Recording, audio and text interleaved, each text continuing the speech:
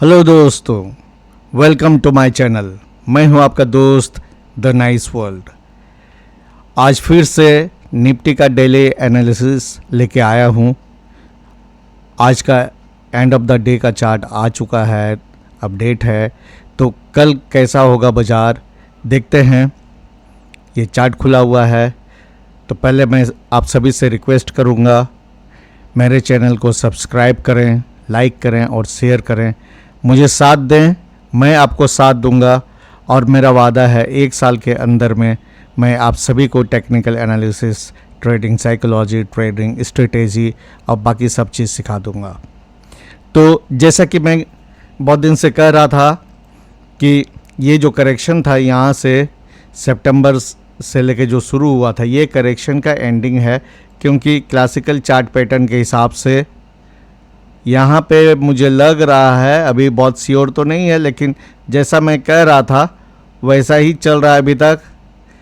Inverted head and shoulder बन रहा है और इन्वर्टेड हेड एंड शोल्डर जो है बुलिश रिवर्सल पैटर्न होता है।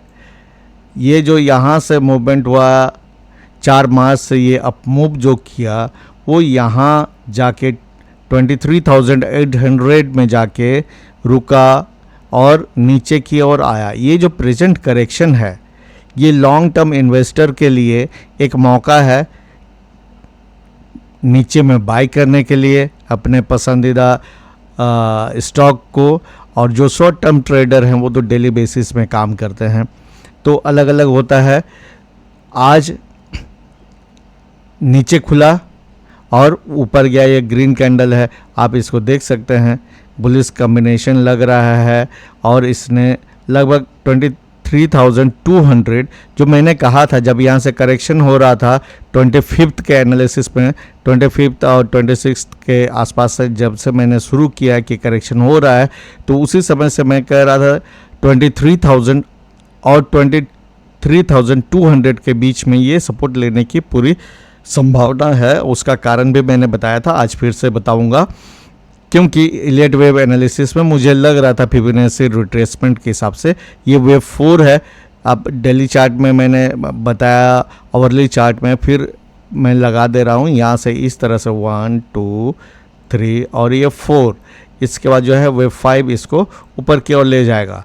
तो अब देखते हैं कल कैसा होता है, वही संभावनाओं की बात करते हैं। यहाँ पे 23,200 के जगह में बुलिश कैंडलस्टिक पैटर्न बना हुआ है, जो लग रहा है कि इसको शायद ऊपर ले जाएगा।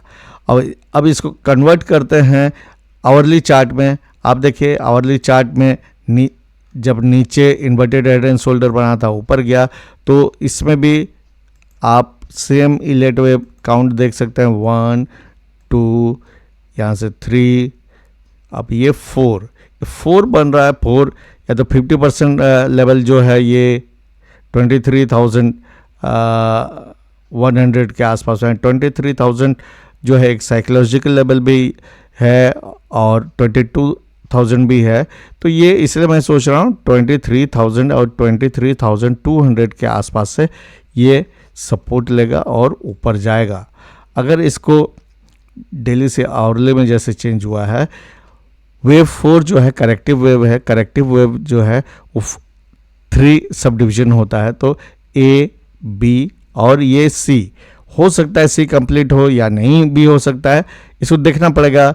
अगर ये फिर यहाँ से नीचे आता है तब ये मानेंगे कि वेव ए का ही सब डिवीजन है, 1 2 3 4 5। इसलिए अभी तक इसमें क्लियर नहीं है। क्लियर कब होंगे? जब 23,800 के ऊपर में क्रॉस करेगा ये, या तो फिर उसके पहले हम लोग खाली बात कर सकते हैं क्या क्या हो सकता है, इसमें पॉसिबिलिटी क्या क्या हो सकता है। अगर ये ए बी सी है और इसके बाद ए बी सी अगर ये है, और ये हो सकता है कि बड़ा ए का पार्ट हो, क्योंकि ए जो है या तो 3 हो सकता है या 5 हो सकता है। अगर उसका पार्ट है उस तरह से, तो फिर यहाँ कैसा बनेगा, इसके बाद ये ऊपर जाएगा बी, और बी के बाद फिर सी नीचे आएगा। वो जैसे ये यहाँ से ए अगर यहाँ होगा तो ये बी ऐसे, तब यहाँ तक जा सकता है, फिर सी आएगा। तो इस तरह की बात है, ये संभावना है। अभी क्या हो सकता है, अगर ये कंप्लीट हो गया है तब ये ए नहीं है, वेव 4 अगर कंप्लीट हो गया तो वो ऊपर की ओर ही जाएगा, आवरली चार्ट ये कह रहा है। और डेली चार्ट में भी हम ये देख रहे हैं, आज ग्रीन कैंडल आया है, लेकिन कल अगर मान लीजिए ये जो लेवल है 23,350 के ऊपर, अगर ये उसके ऊपर ही रहता है और ग्रीन कैंडल बनाता था, हो सकता है ये 23,500 कल ही चला जाए और वहाँ वो जो रेजिस्टेंस फेस करेगा उसके उस समय जो है कैसे प्राइस एक्शन होता है उस पर देखना पड़ेगा। तो इसलिए जो डे ट्रेडर है उनको तो final decision on the spot जो है लेना पड़ता है, उसमें जैसा होना है। अब 5 मिनट का चार्ट देखिए, 5 मिनट का चार्ट में मैंने फिबोनाची जो है ये लगाया हुआ है, मैंने आपको बताया था कैसे लगाना है। तो इसके हिसाब से ये आवरली में भी सेम यही लगेगा, डेली में भी ऐसे ही लगेगा। इसका सपोर्ट था 23,500 पर, फिर 23,284 पर, दोनों ब्रेक हुआ। हालांकि आज इसके ऊपर क्लोजिंग दिया है और यहाँ 23,102 जो है 50% का फिबोनाची सपोर्ट था, वहाँ तक नहीं पहुँचा। हालांकि हम लोग को देखना होगा। तो 23,500 जो है एक इम्पॉर्टेंट लेवल होगा, ये कल इसको देखना है। अगर मान लीजिए गैप अप होता है, सीधे यहाँ खुलता है, तो यहाँ जो सेलर थे उनका वो जो है बहुत सारे निकल भी गए होंगे, नहीं तो इसको टारगेट करना थोड़ा मुश्किल है, दूर में है। लेकिन यहाँ अभी नीचे जो है इस जगह में यहाँ बायर होंगे, ये सब में बायर होंगे, तो ये बायर का स्टॉप लॉस इधर होगा। अब कल का ओपनिंग देखने के पहले ही अगर मान लीजिए गैप डाउन होता है, अगर गैप डाउन होता है तो यहाँ जो बायर हैं ये तो उसी में निकल जाएंगे, तो नीचे स्टॉप लॉस नहीं होगा। अगर यहाँ गैप डाउन होगा तो फिर वो ऊपर नीचे करके नीचे आएगा। अगर गैप अप होता है, वहाँ से दो संभावना होगा, कितना ऊपर गैप अप हो रहा है।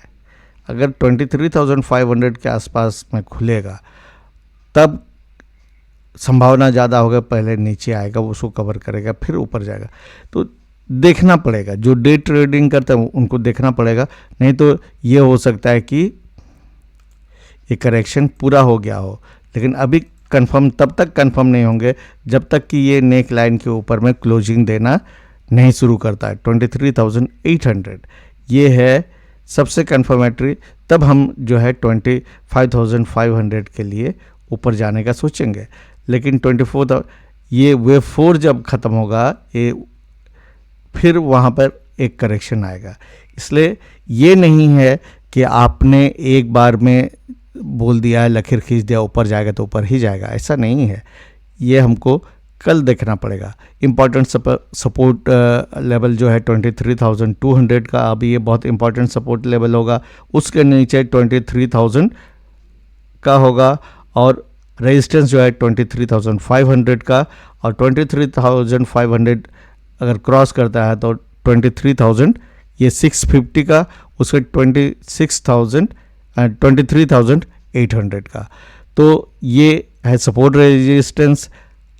अभी ये बहुत जल्दी हो जाएगा कि ये वेव 4 का करेक्शन जो है कंप्लीट हो गया है। हालांकि आवरली चार्ट देखने पर एक उम्मीद जागता है, ABC ऐसे कंप्लीट हो चुका है, लेकिन चूँकि फ्रैक्टल्स जब एक्चुअली बनते हैं तो बहुत कंफर्म नहीं बोल सकते हैं। एक्चुअल मार्केट में ही उसको आपको डिसीजन लेना पड़ता है अगर आप डे ट्रेड करते हो। जैसे आज सुबह जो है, जो मैंने आपको लाइव ट्रेड दिखाया था, उसमें क्या हुआ था, मैंने इंतज़ार किया और इस करेक्शन पे नीचे शॉर्ट लिया। अल्टीमेटली ये ऊपर गया, लेकिन उतना में और निकले, मेरा जो टारगेट प्रीसेट था वो हिट हो गया तो निकल गए। तो बहुत बार ये होता है कि आप बहुत परफेक्ट नहीं हो पाते, वो कोई भी नहीं होता है, जो बोल रहा है तो वो झूठ है। आप बहुत परफेक्ट नहीं होते हो, लेकिन आपने जो एनालिसिस किया, जो ट्रेड लिया, उसको आपने कैसे हैंडल किया। अगर आपने हैंडल सही से किया, जैसे यहाँ पर फास्ट मूवमेंट था, ऑप्शंस में क्या होता है, जब फास्ट मूवमेंट शॉर्ट टाइम में होता है तो बहुत जल्दी से उसका प्रीमियम इंक्रीज होता है। और जैसे यहाँ पे साइडवेज रहा, यहाँ प्रीमियम ईटिंग होते रहेगा, आप यहाँ बहुत झेल जाओगे अगर इस दौरान में एंट्री लोगे। या तो आपको यहाँ बाई करना है या यहाँ सेल करना है, दो जगह में आपका मोमेंटम जो है फास्ट आया, बाकी सब जगह में कंसोलिडेशन हो रहा था। वो सीपीआर में मैंने बताया भी था, सीपीआर बहुत वाइड था आज, तो उस बहुत फास्ट मोमेंटम का गुंजाइश कम था, वो एक बता रहा था। तो ठीक है, कल देखते हैं कैसा मूवमेंट होता है, लेकिन मैंने आपको सपोर्ट रेजिस्टेंस बता दिया है, क्या संभावना है लॉन्ग टर्म इन्वेस्टर्स के लिए क्या है। और कल मैं जो है मार्केट आवर्स में बहुत बिजी रहूँगा, इसलिए कल लाइव ट्रेडिंग वाला वीडियो पोस्ट नहीं कर पाऊँगा। बाय, थैंक यू और बेस्ट ऑफ लक।